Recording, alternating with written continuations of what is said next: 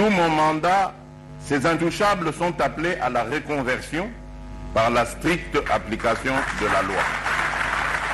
Bonjour à tous, je suis Jimmy Kindé, directeur Afrique de l'Ouest et francophone de la plateforme de protection de lanceurs d'alerte. J'ai vu rendez-vous de vous aujourd'hui parce que j'ai envie qu'on parle d'un sujet, une enquête appelée Congo Hold Up. On se rappellera qu'en décembre 2021, une inondation d'articles qui ont révélé comment est-ce que l'argent public a été siphonné en RDC pour le faire privé pendant plusieurs années. Nous avons suivi récemment, fin février, l'ancien président Joseph Kabila qui a pris la parole en Afrique du Sud pour intervenir sur l'actualité en RDC et montrer des velléités d'un retour au pouvoir. I believe I'm stronger now because of the mistakes that we made. Mais il est important aujourd'hui de revenir sur cette enquête. Voilà pourquoi j'aimerais épingler 6 faits majeurs de cette enquête avec vous.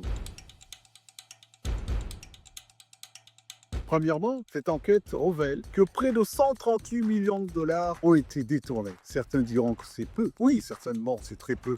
Mais c'est beaucoup. En même temps, face aux défis auxquels les Congolais font face. 138 millions de dollars qui ont été détournés au travers d'une banque, la BG Fibank. 138 millions de dollars qui provenaient des entités publiques, la GECAMIN, la Banque centrale, le Fonds national d'entretien routier, la CENI, de l'argent qui ont quitté ces comptes et qui ont été logés dans des comptes privés appartenant à des proches de l'ancien président. L'une des traces de cet argent se retrouve encore à Cape Town. Regardez ces yachts, l'Enigma, ça s'appelle, qui appartient encore à des proches de l'ancien régime. On se pose la question, pourquoi la justice congolaise n'a jamais voulu s'appliquer sur ces questions-là? Autre chose que révèle l'enquête Congo Hold Up, c'est qu'on a pu retracer des biens immobiliers qui appartenaient à Francis Selemani. Mais c'est qui Francis Selemani? Francis Selemani, c'est le frère adoptif de l'ancien président Joseph Kabila, mais qui était en même temps directeur général de la BG Fibank. Ce dernier a pu également bénéficier de l'argent de la République. Et il a pu acheter 17 propriétés à Washington et à Johannesburg. 17 propriétés qui ont coûté environ 6,6 millions de dollars. Et au moment où on vous parle, 6 de ces propriétés à Johannesburg ont déjà été revendues, rendant de ces faits la tâche difficile si on envisageait à récupérer ces biens mal acquis. L'argent qui a permis à M. Selemani de pouvoir se procurer ces différents biens immobiliers dans les pays que je viens de citer, une partie provenait de l'argent qui venait des Nations Unies. Les Nations Unies vont payer près de 6,8 millions de dollars à la RDC. Cet argent était censé financer les militaires congolais qui étaient engagés dans la mission de paix en République centrafricaine. Ils ne vont jamais être payés. Il va être envoyé dans une entreprise Sud Oil qui appartenait aux proches de l'ancien président. Et une partie de cet argent va être virée à M. Selemani qui va l'utiliser pour acheter des biens immobiliers en Afrique du Sud. Parler de Congo Hold Up, c'est aussi parler de 530 millions d'avances fiscales payées par la GECAMIN qui n'ont jamais été retracées au niveau du trésor public. 530 millions de dollars. Savez-vous ce qu'on peut faire avec 530 millions de dollars? Comment on peut construire des routes? Comment on peut développer l'agriculture? Comment on peut financer notre armée?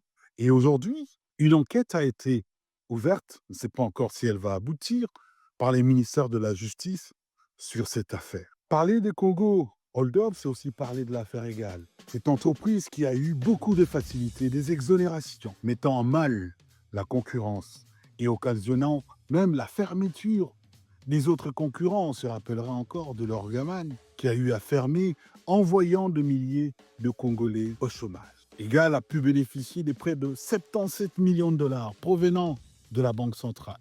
Égale va fermer à cause des pressions, sans pour autant qu'il n'ait pu y avoir des enquêtes.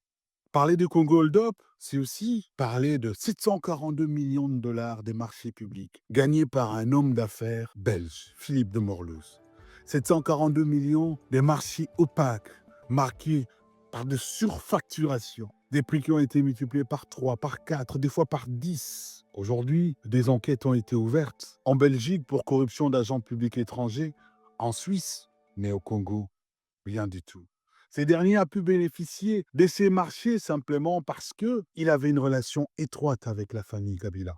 Parler de Congo Hold Up, c'est aussi revenir sur ce contrat présenté comme les contrats du siècle. qui était censé apporter des infrastructures en la République démocratique du Congo. Et déjà, la signature de ce contrat va être marquée par des faits de corruption. 55 millions de fonds suspects ont transité dans les comptes de la société Congo Construction Company. Et cet argent a servi à payer des pots de vin à des proches de l'ancien président. Aujourd'hui, on se pose encore la question, où est la justice? Seule la lutte contre la corruption, la lutte contre l'impunité peut changer un pays. Il est donc important aujourd'hui de faire la lumière sur ces révélations qui montrent très clairement que des gens, de façon délibérée, ont agi pour pouvoir priver des milliers de Congolais d'opportunités. Et voilà pourquoi il est important que la justice aujourd'hui, congolaise, internationale, puisse se pencher sur ces révélations Congo afin que la lumière soit faite et que ceux qui sont réellement impliqués puissent répondre de leurs actes.